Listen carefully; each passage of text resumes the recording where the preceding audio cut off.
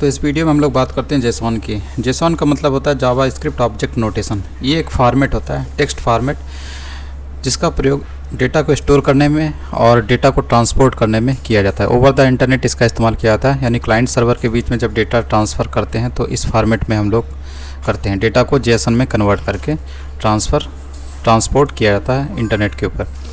तो JSON is often used when data is sent from server to the web page. ठीक है, यही चीज़ लिखी हुई है। जेसन क्या है, इसका मतलब है जावा स्क्रिप्ट ऑब्जेक्ट नोटेशन, और ये light weight data interchange format होता है ये, और लैंग्वेज इंडिपेंडेंट होता है। लैंग्वेज इंडिपेंडेंट का मतलब ये है कि सर्वर पर कोई दूसरी लैंग्वेज काम कर रही है और क्लाइंट के साइड में, ब्राउज़र के साइड में कोई दूसरी लैंग्वेज काम कर रही है, फिर भी डेटा जेसन के फॉर्मेट में भेजा जा रहा है। तो इसका मतलब है कि ये लैंग्वेज इंडिपेंडेंट होता है। JSON syntax is direct from JavaScript object notation syntax but the JSON format is text only.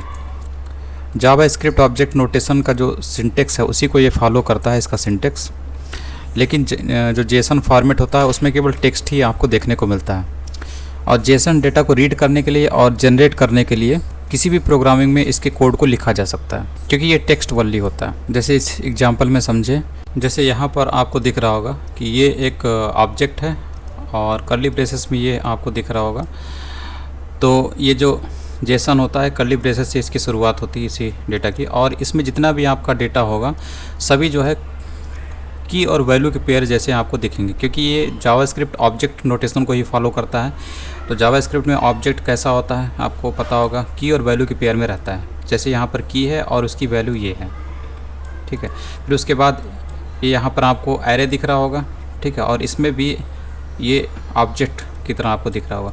Overall ये एक ऑब्जेक्ट है और इस ऑब्जेक्ट को हम बोल सकते हैं कि ये एक एरे है, ठीक है। एरे क्यों है, क्योंकि यहाँ पर आपको सिंबल दिख रहा होगा और इस एरे में आपको ऑब्जेक्ट भी दिख रहे होंगे। जैसे ये आइटम एक ऑब्जेक्ट के रूप में है, ये भी एक ऑब्जेक्ट के रूप में है, क्योंकि जो ऑब्जेक्ट होता है जावास्क्रिप्ट में आपने देखा होगा वो कर्ली ब्रेसेस में और उसके जो आइटम होते हैं की वैल्यू पेयर के रूप में रहते हैं, ठीक है। जैसे पहला ऑब्जेक्ट आपने ये देखा तो ये की हो गया और वैल्यू क्या होगा, ये हो गया कॉलन के बाद। उसी तरीके से आप इसके अंदर देखिए तो ये भी एक क्या है, ऑब्जेक्ट है। क्यों, क्योंकि ये की हो गया और ये वैल्यू हो गया, फिर उसके बाद ये की हो गया, ये वैल्यू हो गया, ठीक है। तो सारे ऑब्जेक्ट ही हैं। एक ऑब्जेक्ट के अंदर आपको एरे के अंदर भी ऑब्जेक्ट दिख रहे होंगे, ठीक है। तो ये जेसन है ऑब्जेक्ट। तो दोनों में काफ़ी सिमिलरिटी होती है, इसलिए बोल रहा है कि जावास्क्रिप्ट प्रोग्राम जो है आसानी से जो जेसन डेटा होता है उसको नेटिव जावास्क्रिप्ट ऑब्जेक्ट में कन्वर्ट कर सकते हैं। जैसे कि ऊपर ही आपको दिख रहा है, दोनों एक ही जैसे हैं, ठीक है। ये है जेसन का एग्जांपल, लेकिन यहाँ पर आपको दिख क्या रहा है, यहाँ पर आपको जावास्क्रिप्ट ऑब्जेक्ट भी दिख रहा है, एक ही जैसा दिखता है दोनों।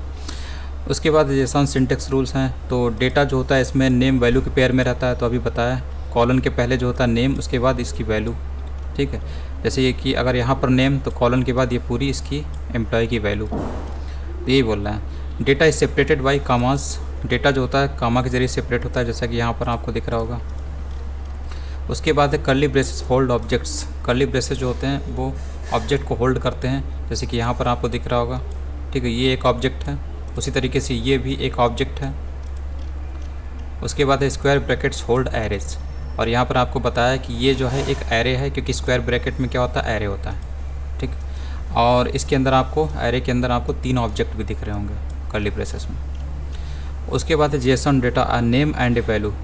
Jason data is written as name value pairs just like JavaScript object properties. तो जैसे जावास्क्रिप्ट ऑब्जेक्ट प्रॉपर्टीज़ लिखी जाती हैं वैसे ही जेसन डेटा लिखा जाता है, ये भी नेम वैल्यू पेयर्स में होते हैं, ठीक है। जैसे ऑब्जेक्ट प्रॉपर्टीज़ होती हैं नेम वैल्यू पेयर में, वैसे ये भी होता है। अभी देखा example, name value pair consist of a field name in A double quotes followed by colon followed by value. तो वही चीज़ यहाँ पर दी हुई है। जेसन जो नेम होते हैं, जैसे कि ये है, तो ये डबल कोट में है, ठीक है, डबल कोट फॉलो कर रहा है। लेकिन जेसन जो जावास्क्रिप्ट नेम्स होते हैं वो डबल कोट में नहीं होते हैं। इतना सा अंतर होता है बस इसमें। तो ये बहुत ही इंपॉर्टेंट अंतर है जो कि आपको याद रखना है कि नेम वैल्यू के पेयर में आपको जावास्क्रिप्ट ऑब्जेक्ट भी दिखेगा और जेसन डेटा ये भी नेम वैल्यू पेयर में दिखता है। बस अंतर क्या होता है, जेसन में जो नेम होता है वो डबल कोट में आपको दिखाई देगा, लेकिन वही ऑब्जेक्ट का नेम डबल कोट में नहीं होता। एग्जाम्पल के रूप में देख लेते हैं। ये देखिए, ये जावास्क्रिप्ट ऑब्जेक्ट है, ऑब्जेक्ट के बारे में जो हम लोगों ने पढ़ा था। तो इसमें देखिए आपको कहीं भी ये देखिए, ये नेम है लेकिन डबल कोट में नहीं, ये भी नेम है डबल कोट में नहीं है, ठीक है। ये नेम है डबल कोट में नहीं, ये भी नेम डबल कोट में नहीं है, ठीक है। तो जो इम्पोर्टेंट लाइन है वो ये है जिसको आपको याद रखना है। और उसके बाद है जेसन ऑब्जेक्ट। तो ऑब्जेक्ट जो होते हैं जेसन में, ये कर्ली ब्रेसेस में लिखे जाते हैं। तो इस तरीके से कर्ली ब्रेसेस में नेम वैल्यू के पेयर में आपको दिख रहे होंगे। नेम जो होता है डबल कोट में होता है, ये ध्यान रखना है। और ये वैसे ही जैसे जावास्क्रिप्ट जो ऑब्जेक्ट होते हैं उसमें नेम वैल्यू के पेयर में आपको ऑब्जेक्ट लिखते हुए दिखाई देता है, वैसे जेसन ऑब्जेक्ट भी होता है। अब यहाँ पर जेसन एरे की बात कर रहा है तो ऊपर भी हम लोगों ने एग्जाम्पल देखा था, वो जेसन एरेज था, ठीक है। तो ये जेसन एरे है, ये वैसे ही जैसे जावास्क्रिप्ट एरे में भी ऑब्जेक्ट होते हैं वैसे ही यहाँ पर भी है। बस अंतर इतना ही है कि यहाँ पर जो नेम वैल्यू होती है वो डबल कोट में होती है, ठीक है। वहीं अगर ऑब्जेक्ट की बात करें, जावास्क्रिप्ट ऑब्जेक्ट, तो उसमें जो नेम वैल्यू होती है, जो नेम होता है वो डबल कोट में नहीं होता है, ठीक। जेसन एरेज में नेम जो होती हैं वो डबल कोट में होती हैं, बाकी सब सेम होता है इसमें। इसके बाद converting JSON text to a JavaScript object. तो जेसन का सबसे कॉमन यूज़ ये है कि वेब सर्वर से डेटा को रीड किया जाए और उसे अपने वेब पेज पर यानी ब्राउज़र पर डिस्प्ले किया जाए, इसलिए जेसन का इस्तेमाल किया जाता है। तो इसके लिए कैसे हम लोग कर सकते हैं, जैसे कि यहाँ पर आपका एग्जांपल दिख रहा होगा। तो ये आपका इंटरनेट से आया हुआ इतना डेटा है, ठीक है। इसे आपने कन्वर्ट कर दिया एक स्ट्रिंग में सिंगल कोट लगा के और इसे इसमें आपने स्टोर कर दिया, क्योंकि आप इसे कन्वर्ट करना चाहते हैं अपनी लैंग्वेज में यानी जावास्क्रिप्ट में, ठीक है। तो इतना करने के लिए आपको एक json.parse मेथड का इस्तेमाल करना पड़ेगा, ठीक है, जो कि जावास्क्रिप्ट में बिल्ट इन फंक्शन होता है। इसका काम होता है जो स्ट्रिंग होती है उसको जावास्क्रिप्ट ऑब्जेक्ट में कन्वर्ट कर देता है। तो इस तरीके से ये करता है।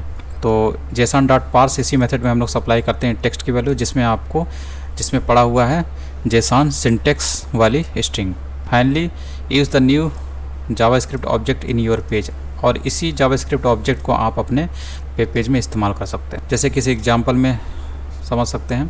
तो यहाँ पर ये मेथड है जो कि चल रहा है, जो बोलता है डेमो आईडी वाला जो HTML एलिमेंट है उसके इनर HTML यानी इस जगह पर, यानी डेमो आईडी वाला जो यही पैराग्राफ एलिमेंट है इसके इनर HTML यानी इस जगह पर इसकी वैल्यू रखने की बात कर रहा है। तो इसको एग्जांपल से समझते हैं डायरेक्ट। तो यहाँ पर आपको दिख रहा होगा, ये यहाँ पर जावास्क्रिप्ट का कोड आपको दिख रहा होगा, यहाँ से लेकर यहाँ तक लगा हुआ है। और इसने सबसे पहले ये तो हम लोगों ने पढ़ा अभी, ये टेक्स्ट, ठीक है। तो इसे ये जेसन स्ट्रिंग है और इसे इसने कन्वर्ट कर दिया जावास्क्रिप्ट ऑब्जेक्ट के रूप में json.parse मेथड का यूज़ करके। तो ये जावास्क्रिप्ट ऑब्जेक्ट हो गया और इसे अब हम जावास्क्रिप्ट में इस्तेमाल कर सकते हैं। तो इस्तेमाल क्या कर रहा है, document.get element by id demo.inner.html, ये तो आपको पता ही होगा। इस HTML डॉक्यूमेंट में ये डेमो आईडी वाला HTML एलिमेंट खोजने की बात कर रहा है और उसके इनर HTML पे क्या रखने की बात कर रहा है, इसकी वैल्यू, ठीक है। तो पैराग्राफ एलिमेंट ही है जिसकी आईडी डेमो है, तो इसी के ओपन टैग क्लोज टैग के बीच में यानी कि इस जगह पर हमें रखना पड़ेगा इसकी वैल्यू, ठीक है। और ये क्या बोल रहा है, ये object.implies1.firstName, तो ये एक्सेस कर रहा है ऑब्जेक्ट यानी जावास्क्रिप्ट ऑब्जेक्ट जो आपने बनाया है इस जेसन स्ट्रिंग को कन्वर्ट करके, उसमें एम्प्लॉयज़ पे जो फर्स्ट इंडेक्स वाली जो रो है उसके फर्स्ट नेम को एक्सेस करने की बात कर रहा है। तो यहाँ पर अगर आप इसको एक्सेस कर रहे हैं, एना को एक्सेस करना चाहते हैं, तो आप कैसे लिखते हैं, एम्प्लॉयज़ लिखेंगे, ठीक। object.implies आपको लिखना पड़ेगा क्योंकि ऑब्जेक्ट तो अब इसका नाम है, क्योंकि यहाँ से आपको मिला, इससे आपको मिला, ये चीज़ पूरी एसोसिएट हो गई अब इससे, ठीक है। तो object.employee लिखेंगे, एम्प्लॉयज़ लिखेंगे। और किस रो को एक्सेस कर रहा है, इस रो को एक्सेस करने की बात कर रहा है, ठीक है। तो आप देखिए ये चीज़ जो है एक नेम है और ये एक वैल्यू है, ठीक। तो आपने यहाँ पर एम्प्लॉय लिखा, ठीक है, बिल्कुल सही। उसके बाद ये जो वैल्यू है ये भी एक एरे के रूप में है, और एरे के रूप में जो अंदर चीज़ें होती हैं वो कैसी हैं, इंडेक्स के रूप में है, नंबर इंडेक्स के रूप में, ठीक है। तो ये 0 इंडेक्स पे है, ये 1 इंडेक्स पे है और ये 2 इंडेक्स पे है। और अगर आप इसको एना को एक्सेस करना चाहते हैं तो आपको एम्प्लॉयज़ के आगे बताना पड़ेगा किस इंडेक्स को आप एक्सेस करना चाहते हैं, किस इंडेक्स वाली रो को एक्सेस करना चाहते हैं। तो यहाँ पर आपने इसीलिए यहाँ पर 1 दिया है, ठीक। फिर उसके बाद आप इसे एक्सेस करना चाहते हैं तो आप 1 देने के बाद डॉट लगाएंगे और फर्स्ट नेम देंगे यहाँ पर, इसलिए आपने यहाँ फर्स्ट नेम दिया।